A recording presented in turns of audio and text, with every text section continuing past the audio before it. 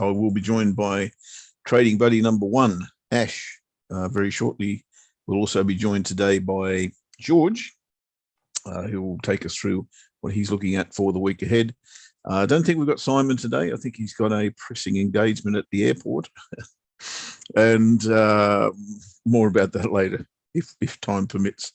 And of course, we will be telling you what we're looking at for the upcoming week. First up, as always, we will check in with the pound versus the US dollar and see if we can find a breakout trade for today. Those of you who are not aware of what a breakout trade with using the pound and the dollar is, each and every trading day, we look to trade a breakout at the open of London session of the pound versus the US dollar.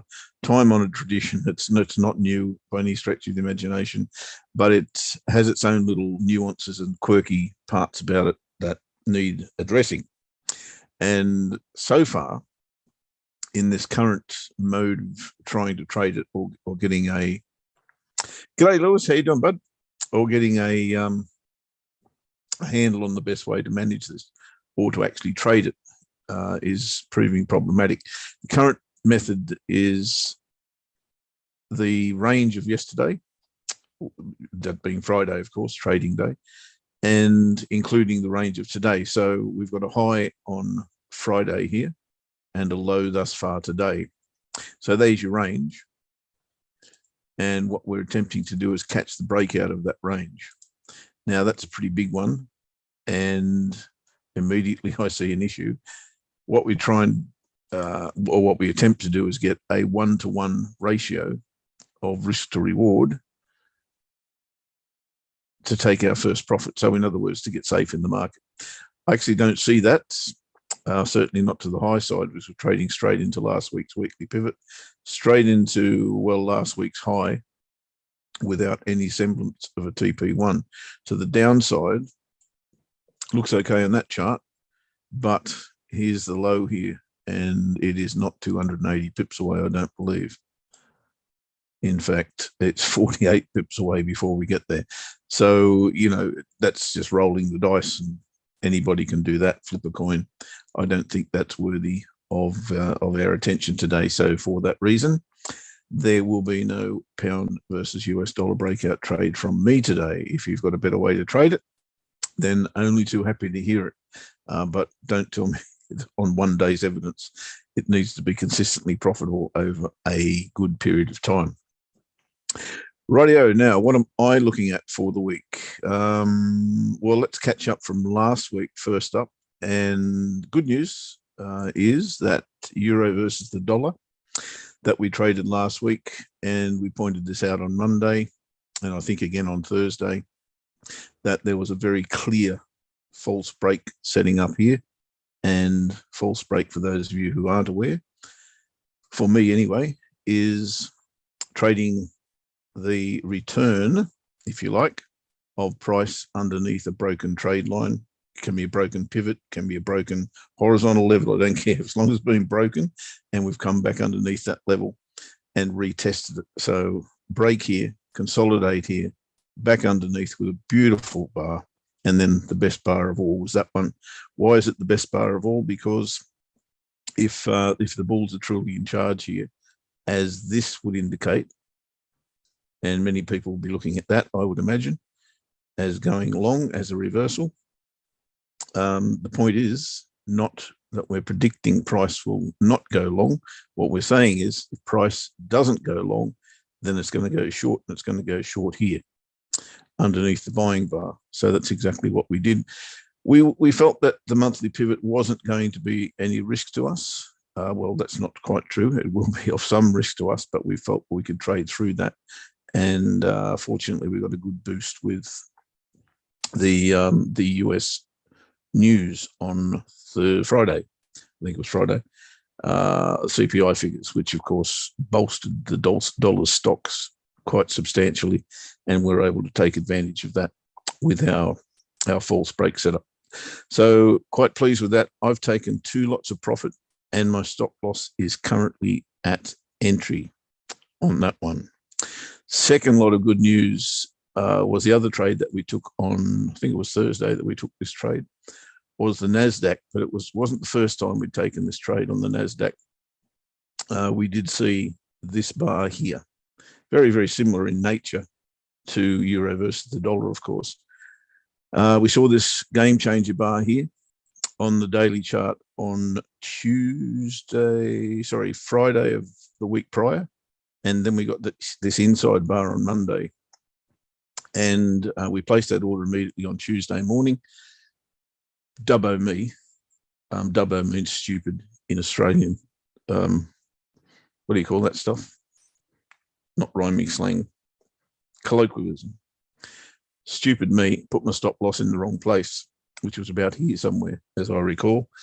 And that was taken out with this bar here on Wednesday, but nothing had changed and the setup was still there. So we replaced the order on Thursday, or was it Friday morning? Can't remember. Thursday, I think. I think you guys were in on this one. And we put our stop loss in the right place this time. And of course, we got triggered on Thursday. The news on Friday helped us out dramatically there. And as you can see, we've gapped down this Monday morning. And that's a problem for me because I hate gaps. This has got to break this level substantially for me before we come back here to close that gap, which of course we all know gaps close. It's not a matter of if, it's a matter of when.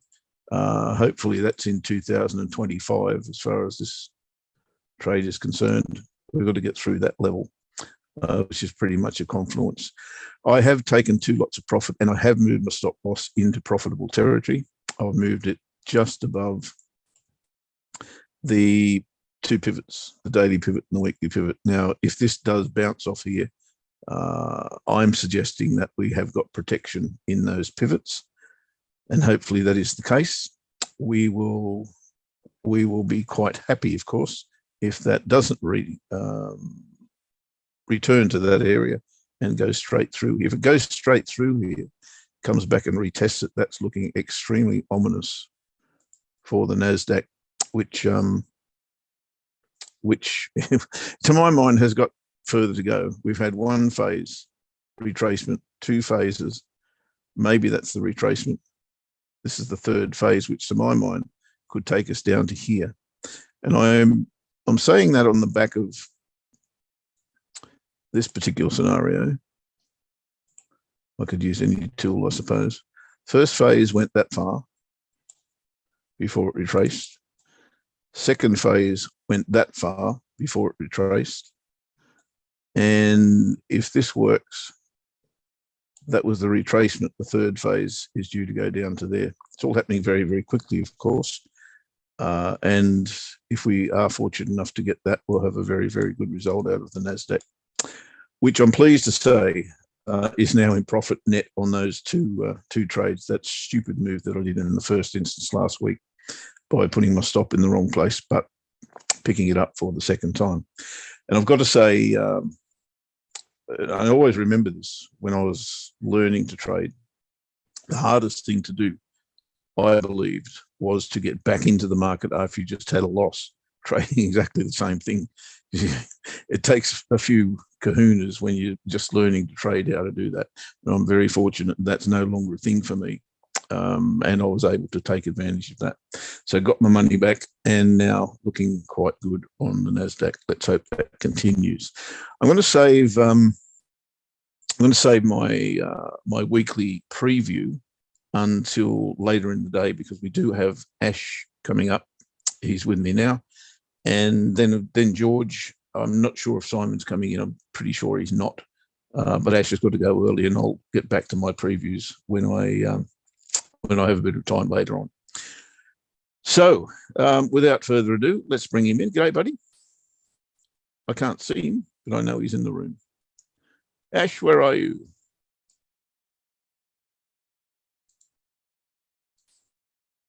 Maybe he's ducked off. He's having a busy morning, I think. Hi, mate. Sorry about that. Oh, there he is.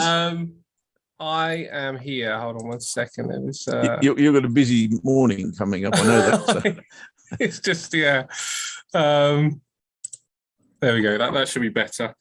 All right, give me 1 sec. That should be okay. Yeah, try that. Right, you were talking about the Nasdaq, mate. Molly in the background. Yeah, yeah. Oh, yeah. I'm on full care at the minute. Does she want to say hello? Or is she nice and occupied?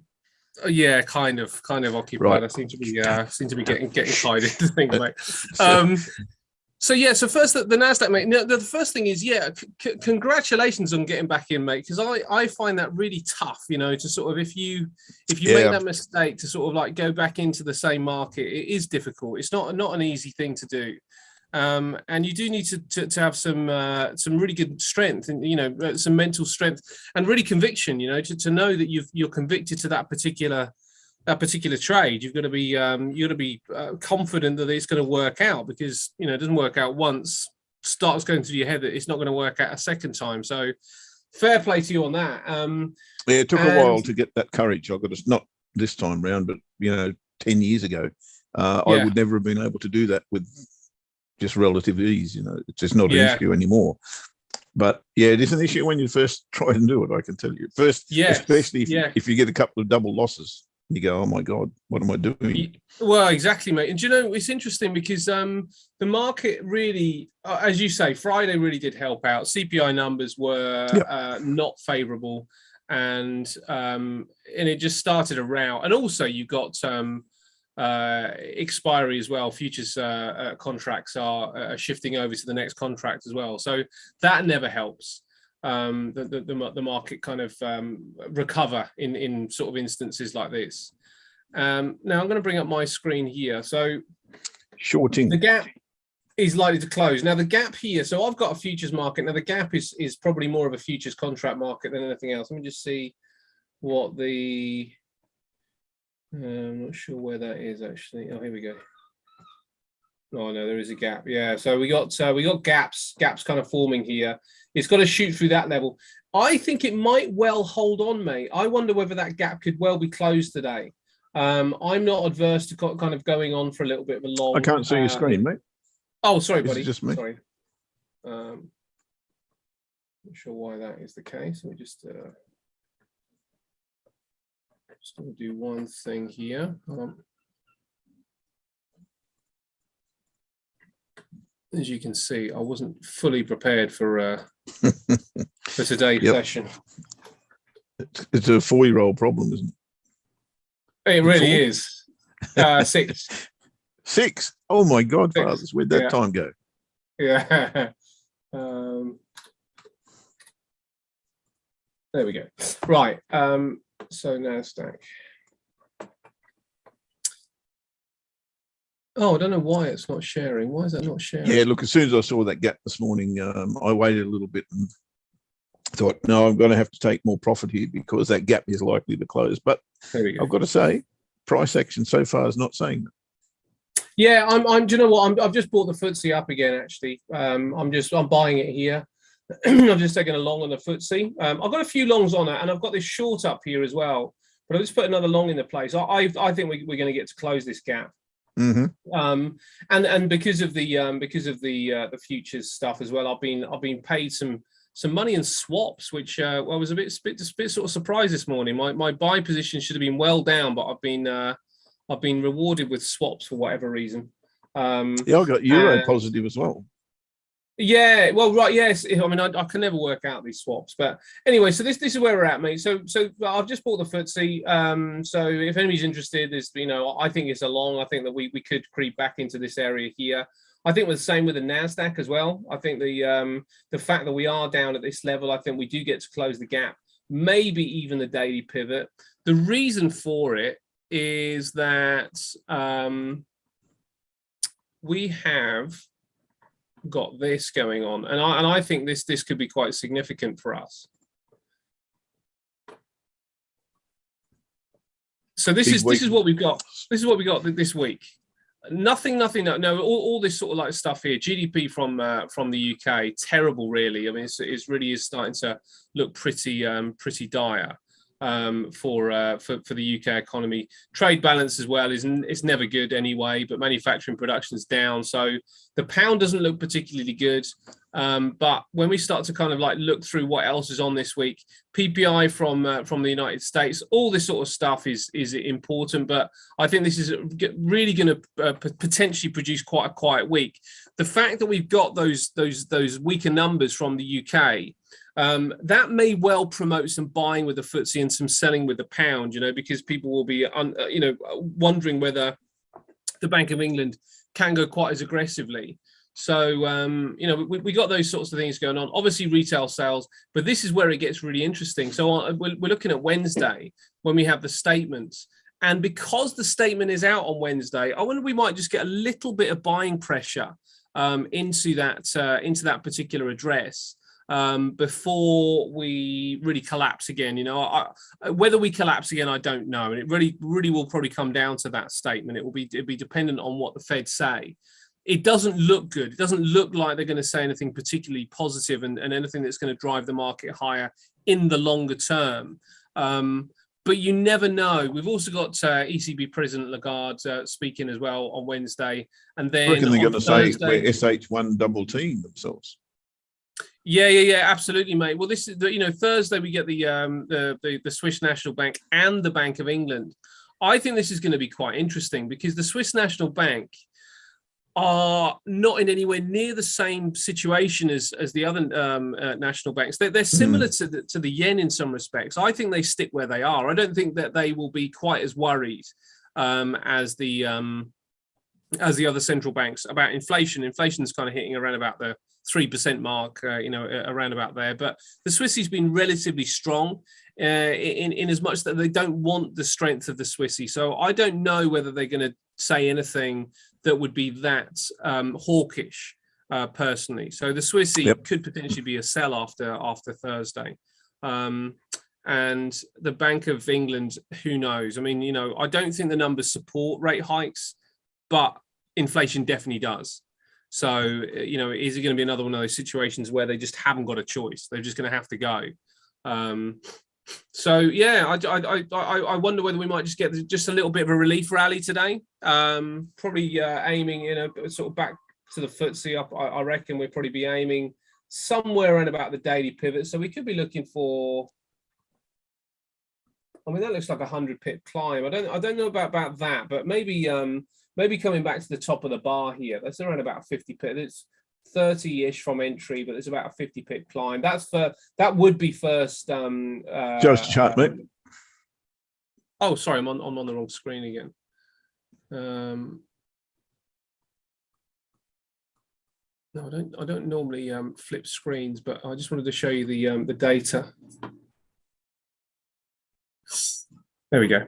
Yeah, I wonder whether, possibly the daily pivot, that's 100 pips away. That would close the gap. That would be really sort of green light to go.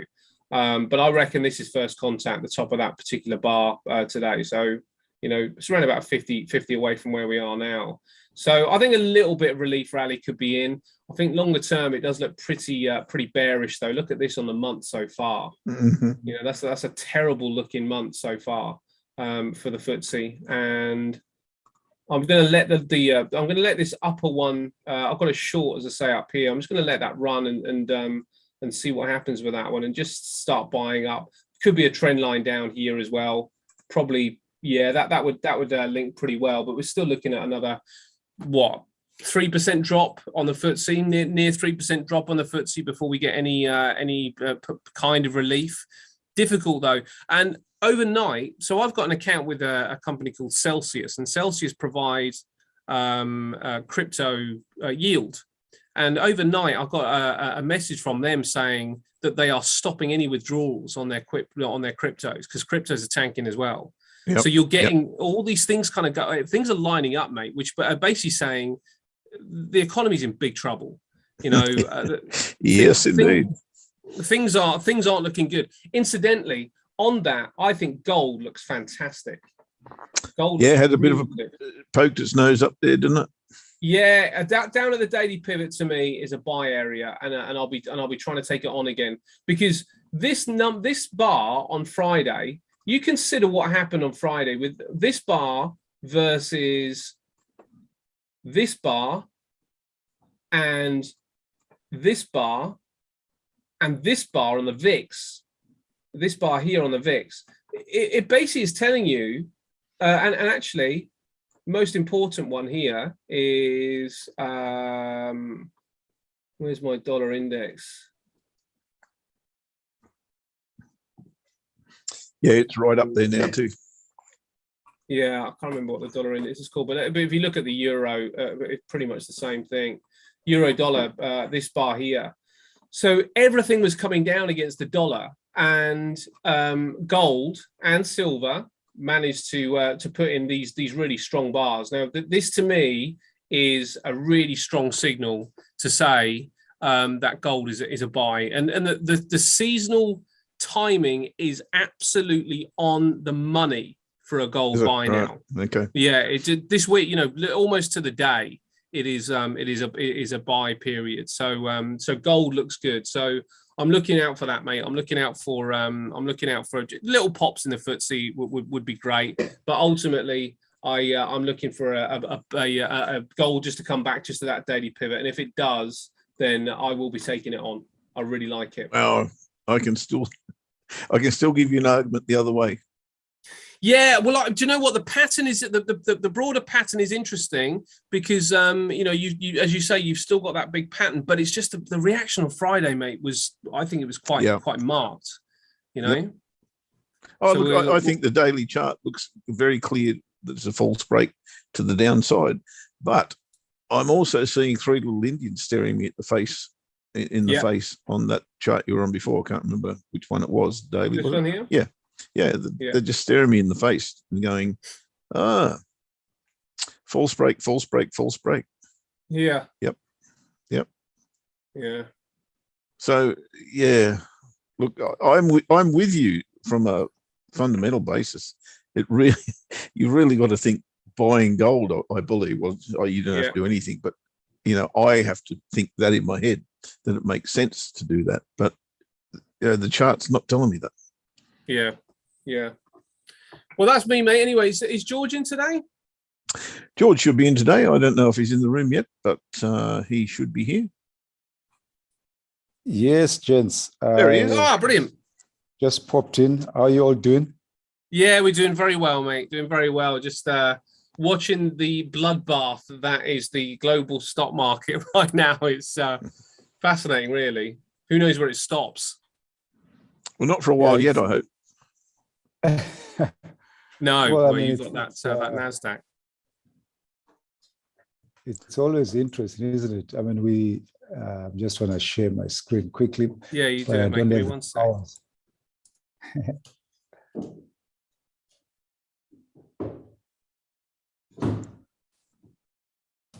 Also got a broadening price pattern there. Oh, this looks good for short.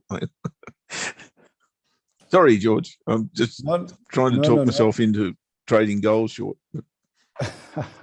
The brain saying no, chart saying yes. That's what you're going to train yourself to do, that trick. Ignore the brain. Yes, indeed. Go for the chart. Mm-hmm. But while I'm waiting to share my screen, I was just about to say it's always interesting how. Oh, can't you do that? Sorry, I forgot. I'm in control of the situation here, so maybe I need to do that for you. There you go. There you go. Excellent. All right, we just put it up.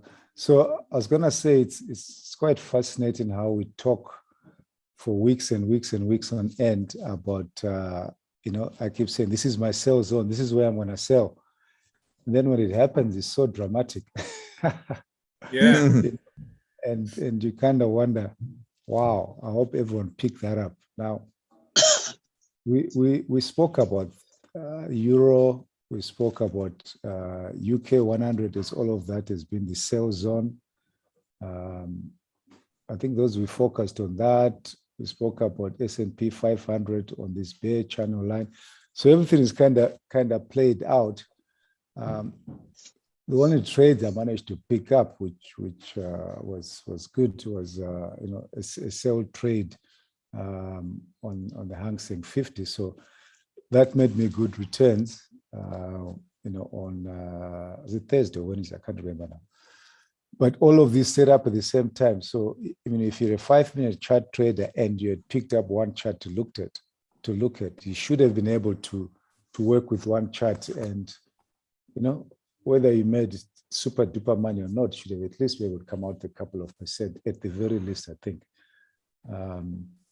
So when you look at where we are today, interesting enough, I looked at my charts yesterday, and my typical defaults, I said, well, I'm not going to do anything. This doji, 1-day doji, it's one of the patterns that I look to trade, but not on the following day. I wait to see how this today ends with, I look for failed breakouts. Then what I'm looking at, so if we just, so we've already got our 50 midpoint level. Just pull that down. That's a midpoint level.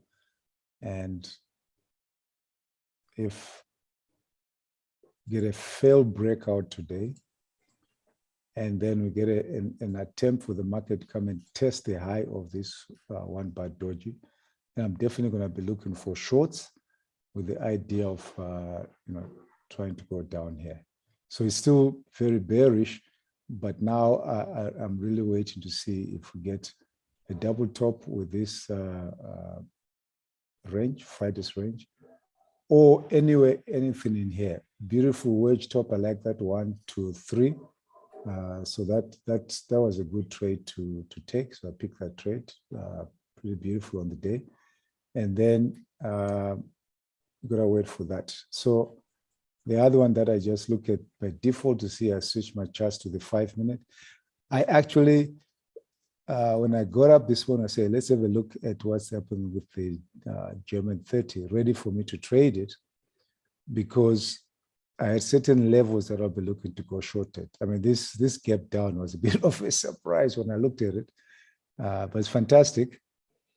So at the end of yesterday, Sunday, looking at the charts, I said, well, there is a low of the day. If we break out beneath it, by the time I get up, it's already like I've been trading for, I think, a couple of hours, yeah. Then I'm looking for bounces off the, that now becomes a level of resistance. We didn't get that with the gap down, so I just stayed out. If on the open we had pulled back, then, there's a very rare pattern structure that I don't think we've had a chance to talk about, but I always look, remember I talk about the 3-day, look at the previous 3 days. And typically I'm in the market the whole day, so when I look at the 3 days, I'm saying, oh, okay, that's what's happened, and this is where we're going. But because I wasn't in the market on Friday, when I see that bear trend there, I always want to go in and say, when did the actual trend breakout play out? Because that gives me a lot of information. Now, when the actual trend breakout in a bear trend or bull trend happens from the open of the US, there's a breakout from the open of the US markets, which is my time, I'm considering 1 p.m. GMT up to 2:30 GMT as that whole opening process. So if I get a breakout of there, then I want to mark that.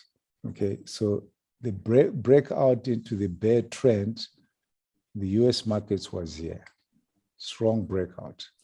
Now for me, if we opened up today and the market starts buying and going up, I'm not going to trade until I get to this breakout.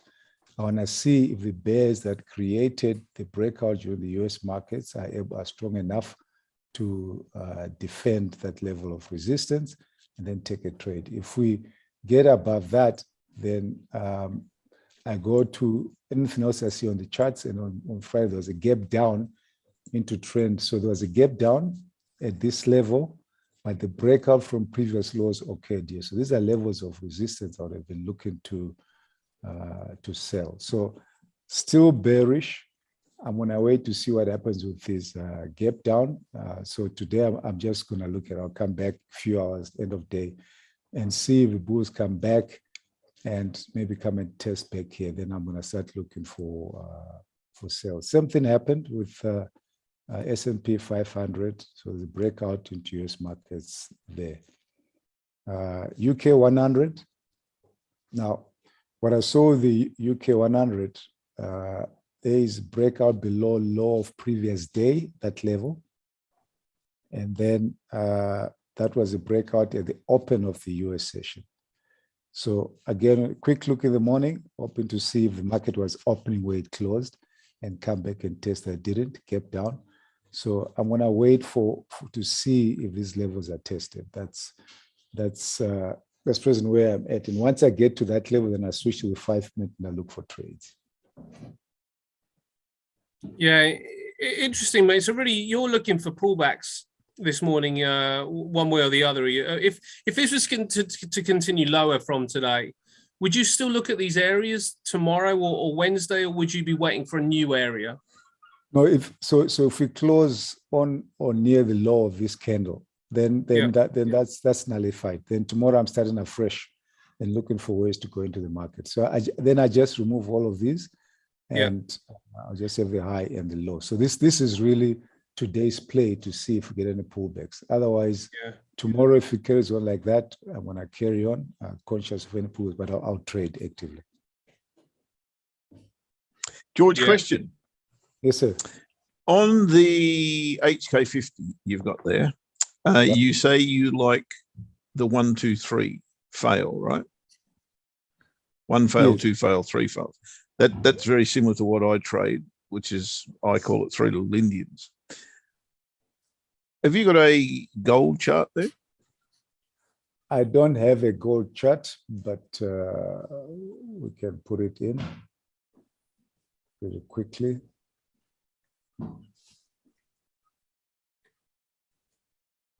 Let's just drop it down.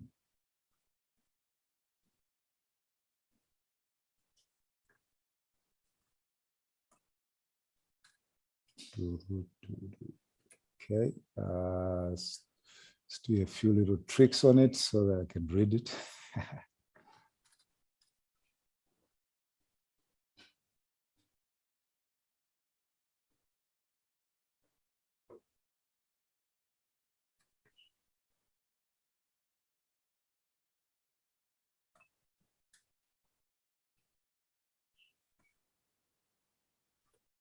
That should be able to do a trick for us. Okay.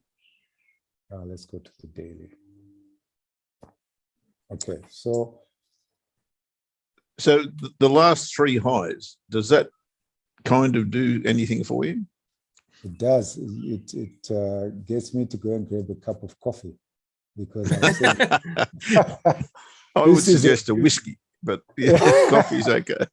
If I wasn't looking for a trade on the 5 minute, I'll get a whiskey for sure. But because that for me is setting up, and if it turns out like that, it's one of the classic setups. Wedge 3 times, attempt to go up by the bulls. So that's classic, a wedge with those bear candles.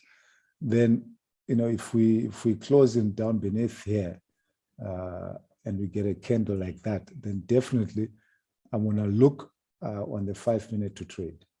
I will do that definitely. Now, one of the things that I do, if this kind of pattern sets up on the 5 minute, the higher risk trade with more rewards is to take that first trade off the wedge. Okay, the lower risk, lower profits, but still, when I say low profits, it's probably 2 to 1, 3 to 1, depending on how you measure it, is to wait for that wedge to set up strongly, get a pullback, get a lower high.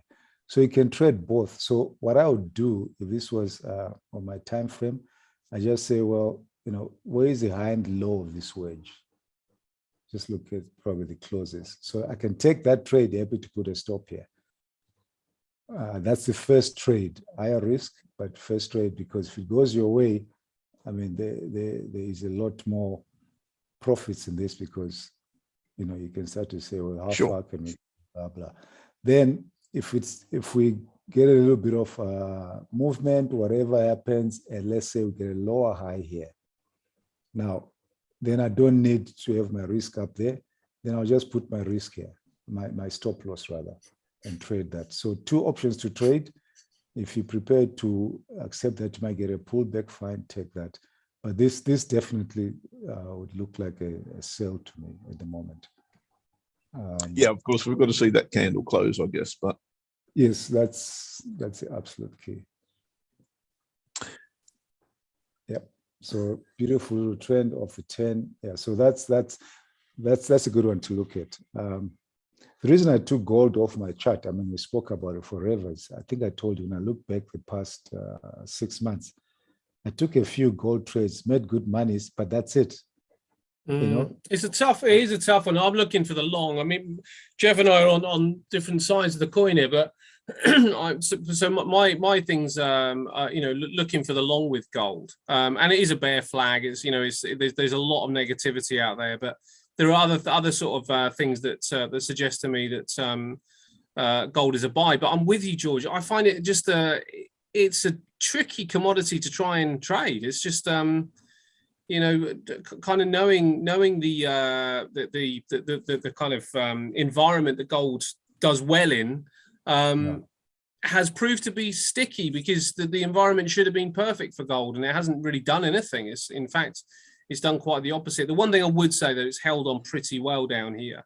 So even though it hasn't started to fly, it hasn't tanked either. So I'm looking at the daily pivot. I'm probably a couple of pips, couple of dollars about going in for a long with gold, and just holding my breath and hoping for the best. But I think it's one of those things that I'd like to build a position with this and see what happens, rather than going all in at this particular area. But I am very much on the other side of the coin with this one.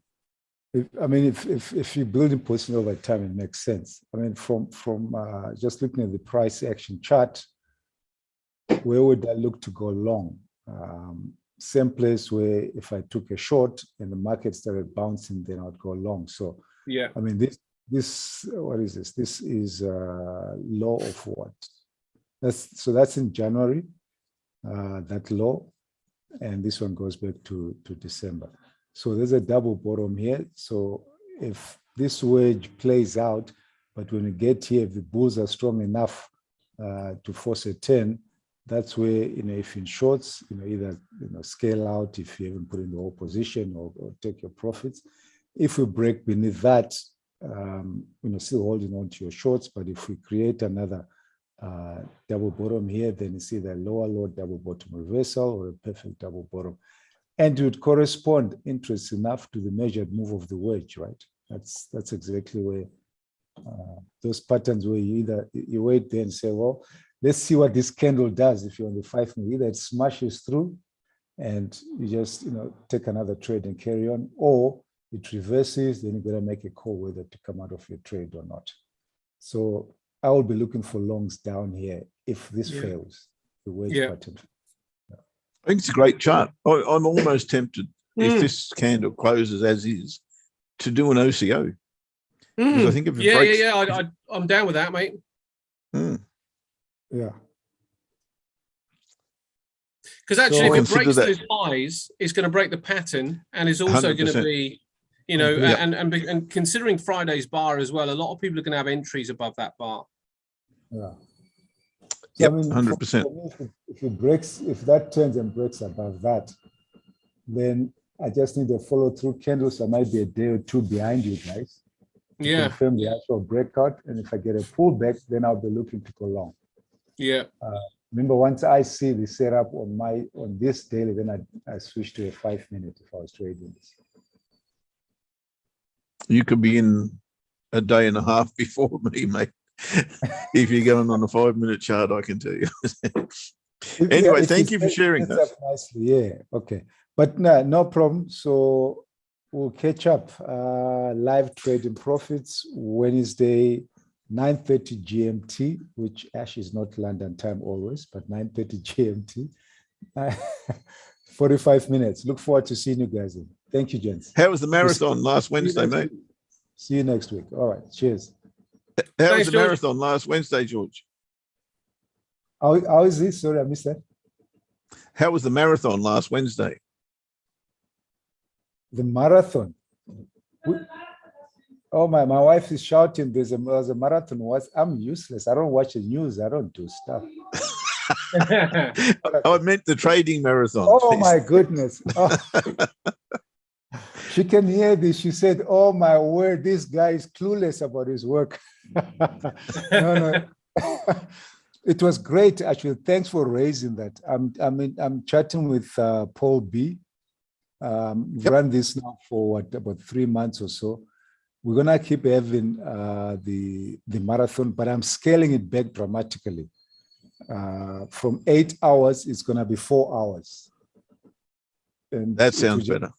Just trading the opens, Hang Seng 50, UK, US, and then just a closing session later on.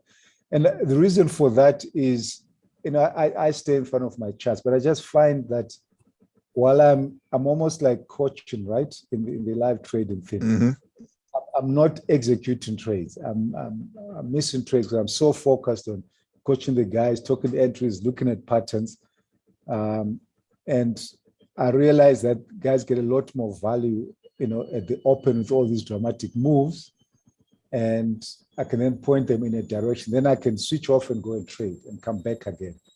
So once Paul B approves it in July, it will be 4 hours only. And there's a few, I won't mention names, faithful guys who really stick it out for the duration, the 8 hours.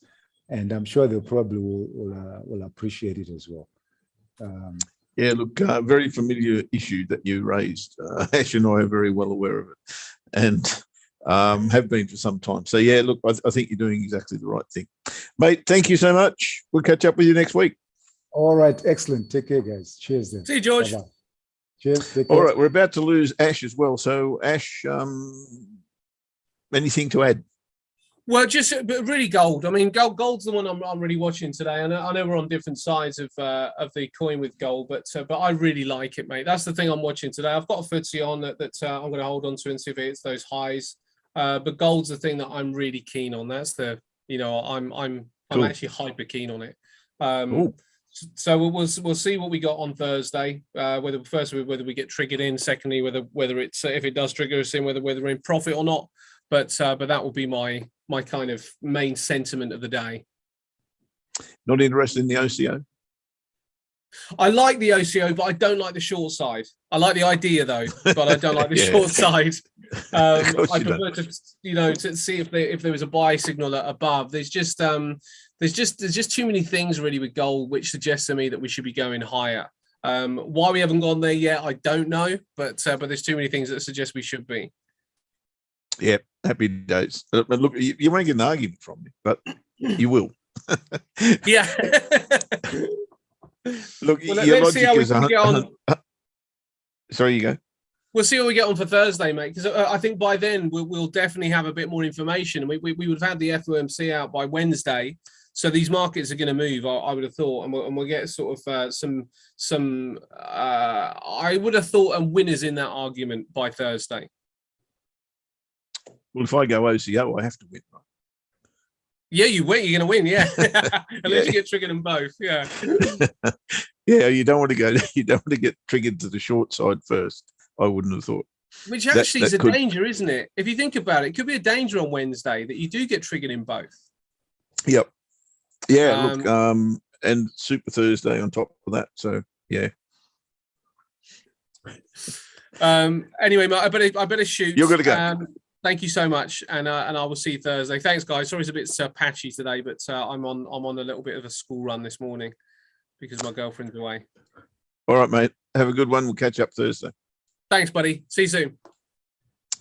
Okay, guys. So what am I looking at for the week? Let's take a squiz, shall we? And the first thing I'm going to look at is, well, the order that I still got in the market and will have until we get a close below this low. This is pound versus the dollar. And I can't give you a even sane reason why this would now rally beyond that monthly bar. But there it is. We spoke a bit earlier, so certainly George and I were talking about whether or not, Lewis, I'll have a look at that in a tick, mate, for sure. Whether or not you listen to your head or your heart or the chart, and it's always going to be the chart for me. Do I add a little bit of flavor with the head? Of course. You've got to have a bias, and if your bias meets the chart, now you're talking. But if it's conflicting, that does create an issue. At the moment, all I can see here is a big base, a big clear out here, and now back to that base. That's all I can see in this chart, apart from the fact that we've got a massive range. And every time I see a range, that kind of lights me up, because that's what I do better than anything else, is trade ranges. Let me point that out to you. The range is pretty clear, and we're at the bottom of that range. Now, I believe that if price goes short here, it probably won't go past there. But if it doesn't get to there, and it respects the bottom of this range, then however we get there and however long it takes, we're on our way back to there. And then if I look at a bigger picture still, I can see us up here somewhere. So regardless of what is currently happening with currently this month's bar, which is just going nuts to the downside, I still have the belief that if we come back to here, we're going to here in the first instance. Now that's a 3-to-1 trade, just to the top of that range. And if it goes a little bit pear-shaped, should I say, not the trade, but the dollar, which is completely on the cards, in my humble opinion, then we've got a situation where this not only goes to there, it potentially goes to there. And that's in the 10-to-1 category. And okay, I might be another year or two older by the time it gets there, but I'm more than happy to stay in that whilst ever it's possible. So that's why I'm hanging on to that position. Well, it's not a position yet, it's an order. And until this low is taken out, we get a close down here somewhere, I'll continue to have that frame of mind. I also believe that there'll be a far better entry present itself at some stage, maybe a higher low in here somewhere. But I'll keep that order in place until that occurs. There's a few things on the weekly game changer list this week, and here they are. Aussie Swissy is the first. Those of you who are unaware of what a game changer is, and I can understand that because that's my terminology, what it really is, something that you may be familiar with, is a key reversal. Now, this one, Aussie Swissy, whilst it is very clear to me that price does not want to go anywhere above this level, which is what? 170, say. So that's the area, 170. It just doesn't like it above there, obviously.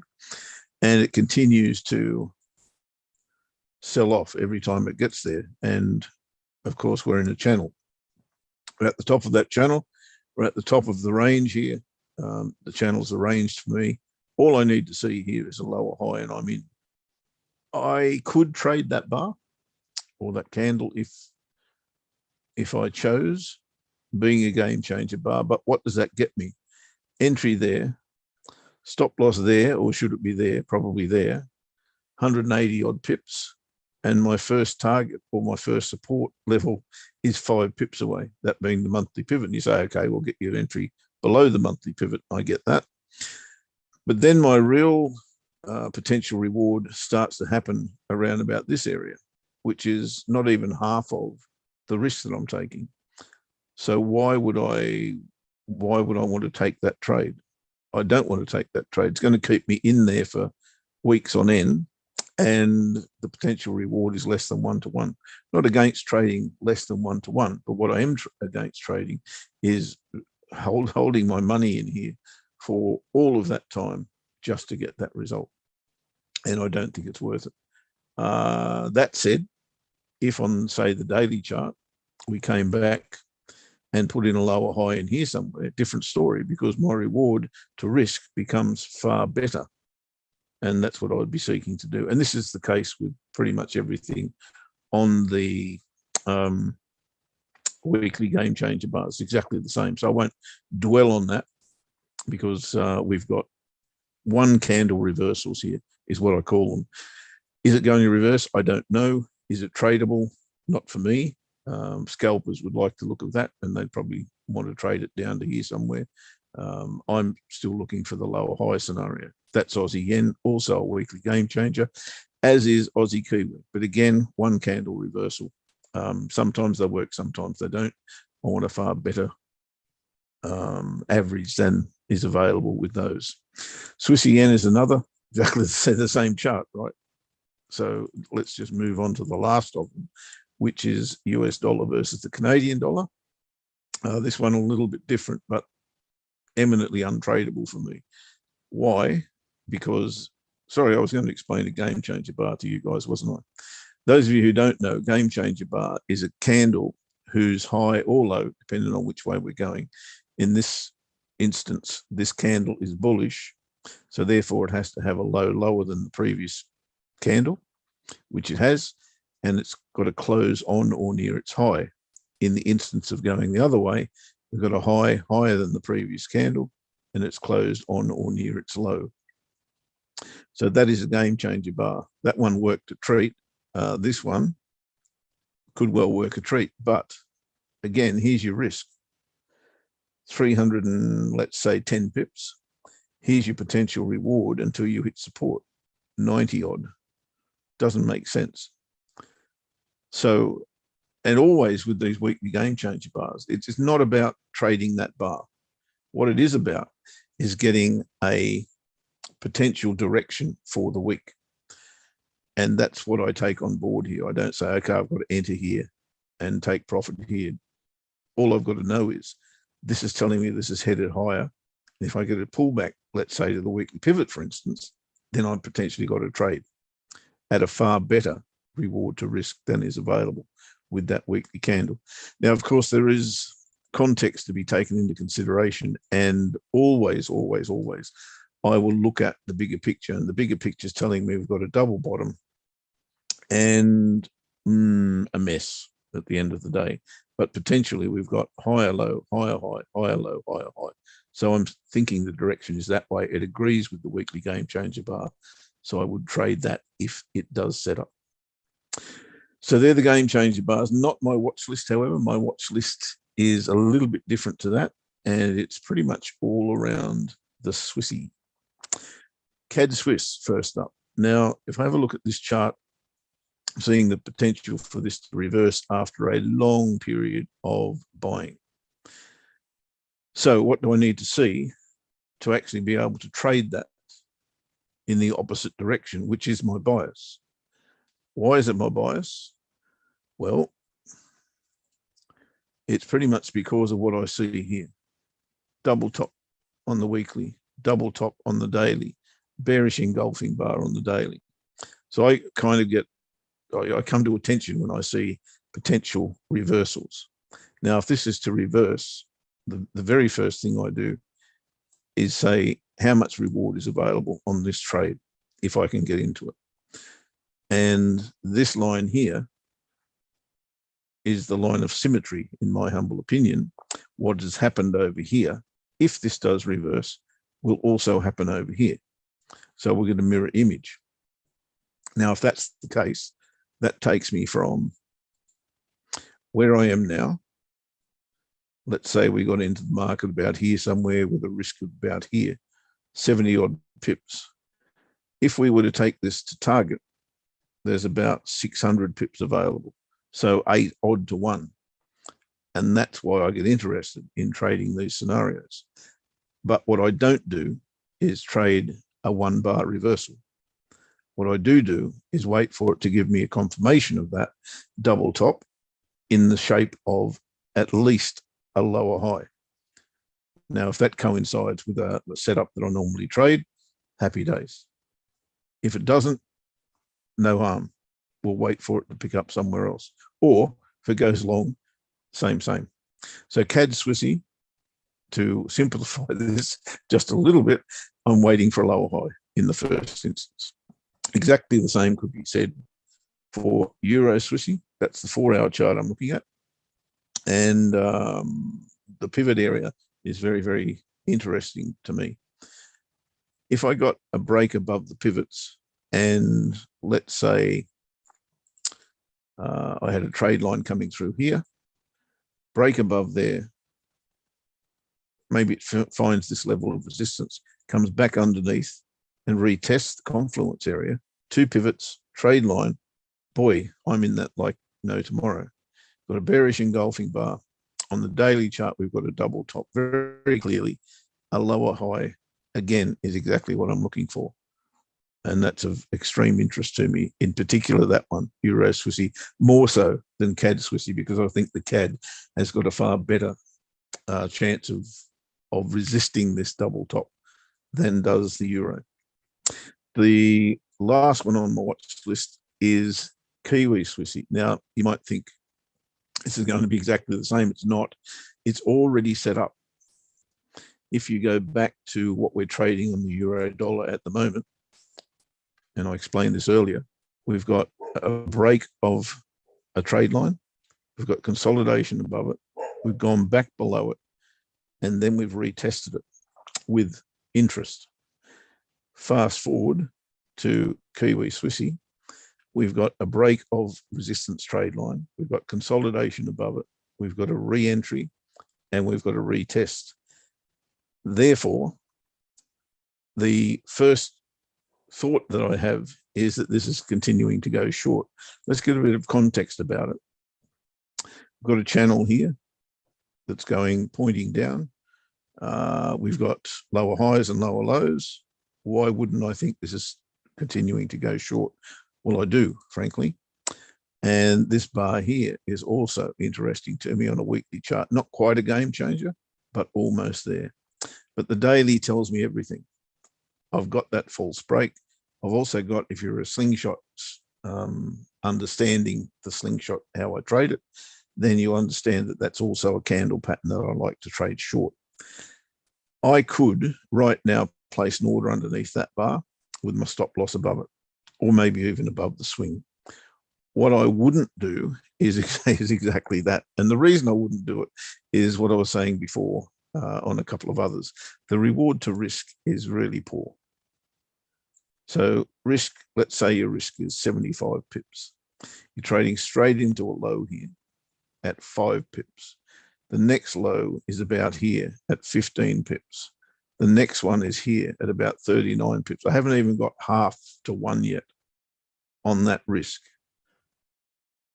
And therefore, I could get this right in terms of an entry and still not have profit in the bank where I want to have profit in the bank. Then the next one here is not even 1-to-1. So whilst I'm 100% on board with the direction here, I still need to wait for a better reward. Well, I don't need to, but I prefer to wait for a better reward to risk. So what do I need to see here? Well, I need to get right down to a smaller time frame and maybe look at a false break of resistance. So once again, the pivots are here, price above, come back underneath, exactly like the bigger picture's telling us, back underneath, retest it.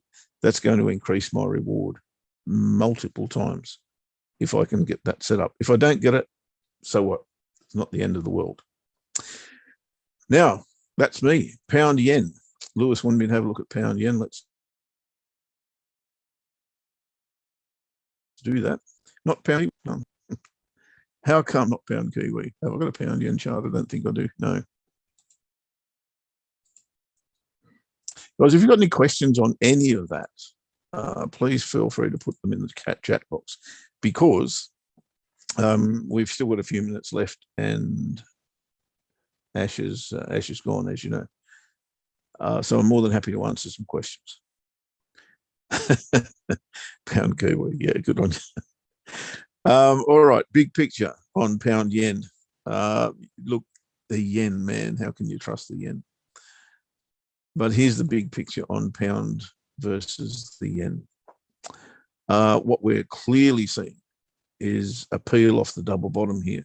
So double bottom broken resistance through here, giving us now higher highs and higher lows, and has taken off. Where is our resistance is the question. We've got a horizontal level through there, which we're fighting at the moment. I don't think I need to go back any further than that. No, that's probably it. Weekly chart. By the way, guys, I'm not familiar at the moment with pound yen, which is why I have to go through this process, because I've got no idea which way it's headed until I get the bigger picture. Now, the weekly chart is really interesting because there's a nice tweezer bottom, tweezer top rather, sitting there at that resistance level.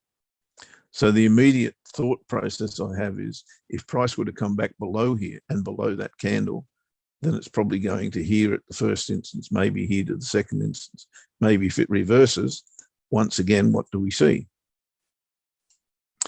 We see price do the same as it did there. It's going to take a long time if that's the case. But ultimately, if that cycle were to repeat itself, then we could easily get down, well, not easily, sorry, that's not the true word.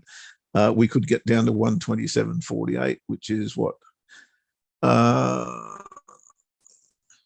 300 and, let me do that the easy way, maybe 3,000, 3,500 pips away, if that works.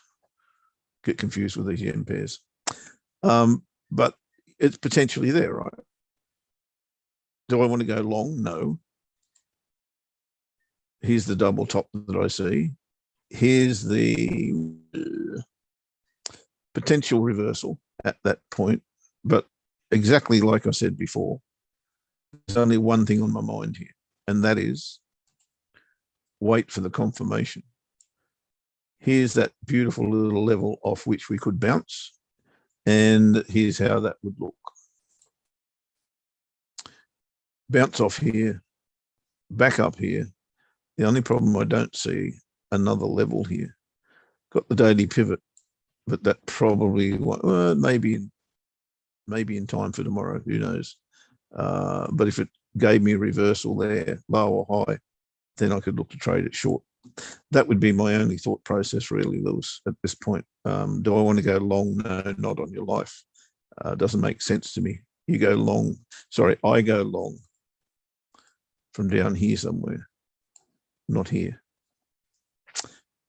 Maybe off that horizontal level. You know, you could look to go long, but you've got to have some space in here to take profit. So it's not on my mind to go long. The only thing on my mind is to go short. And that would be the way I'd do it. Scalpers, probably already in. Maybe not. Depends on what chart they're looking at, I suppose. But they also would need to see some form of reversal, not just the level. Okay. So that is pound yen. I think we're covered. Yes, you agree with me. Yep, short's the way to go. But if it doesn't set up, it doesn't set up. Get rid of my pen, sorry.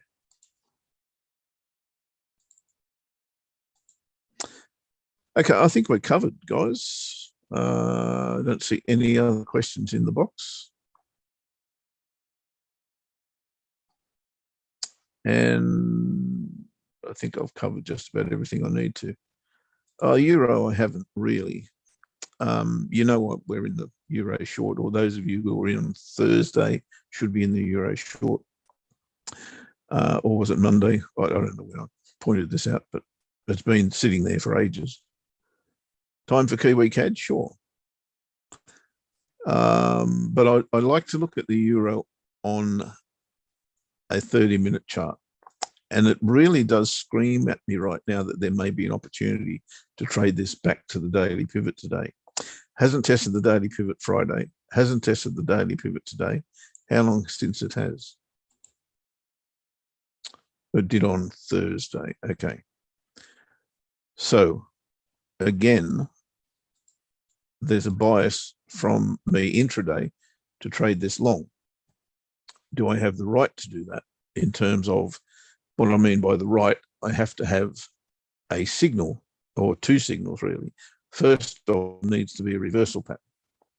And on the 30-minute chart, I do not have a reversal pattern at the moment. I'd need to see a bullish engulfing bar. I'd need to see a double bottom. I'd need to see anything that, from a conventional wisdom point of view, candle pattern or chart pattern tells me that this can reverse. Then I would need to see a higher low. So I'd need to see something like that followed by a higher low, which just hasn't come. And that's not yet. But just please bear in mind that you've got an untested daily pivot on euro versus the dollar. And that does not happen that often. 70+% of the time you're looking at that to come back to the daily pivot, or at least towards the daily pivot. So that would be on my mind if I'm thinking of trading this intraday. Because we're short at the moment, I'm happy to do that because it's a free trade for me. I can actually trade that for pretty much no risk, which is cool. Kiwi Cat, let's have a look at Kiwi Cat.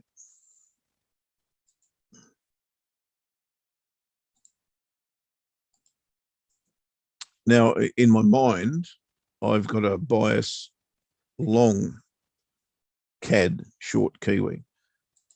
But let's see how that plays out on the chart. Ooh. Okay, that's interesting.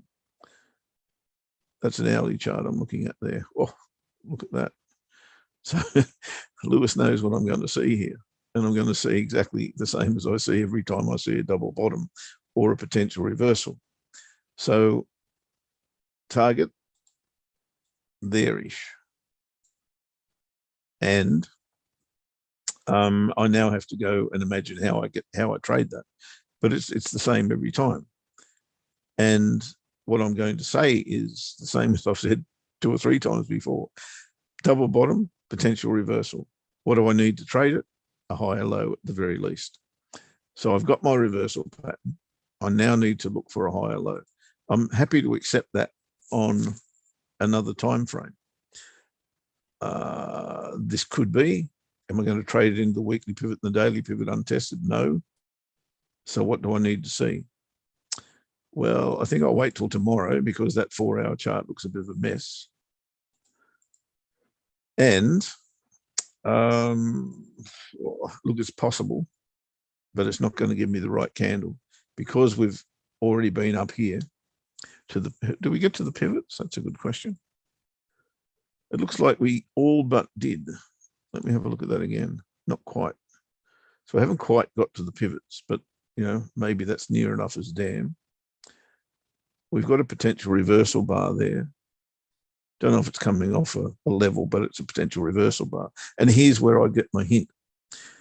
If price can't, off the back of that bar, take out this low, instead gives me a higher low, then that's where I get interested. Can't see it on the 4-hour chart. And as I said, this candle can't be a good candle. Why? Well, I suppose it could, but it'd have to go right down here first before it gave me what I want to see. And what I want to see is a candle flip that or that candle there. That's what I want to see. I want to see that candle right there. So I can't actually do that until this low is taken out. Or Tuesday, Wednesday, that's when I can get that bar. And I want to see that sitting there, either without taking out that low or by taking out that low, then coming back off it. So again, yeah, it's a good one. I said it's a good one. Looks fantastic. I don't know if I mustn't have looked at that this morning, but it looks sensational. And if we come back in, well, let's say 1-2 months' time, and Kiwi Cat is up here, not only will I be surprised, I'll be very, very happy, because if I get a setup, then we'll have a nice trade in our hands. All right, I don't see any more questions, guys, and for that reason, I'm going to bid you adieu. I'll give you a couple of minutes, well, a minute, just to put another question in there if you want. That's all good. I'll just repeat a couple of things. The pound versus the dollar order that I have on the monthly chart is still there. Don't have it on that chart. Where is it? It's up here somewhere. You're welcome, mate. More than welcome.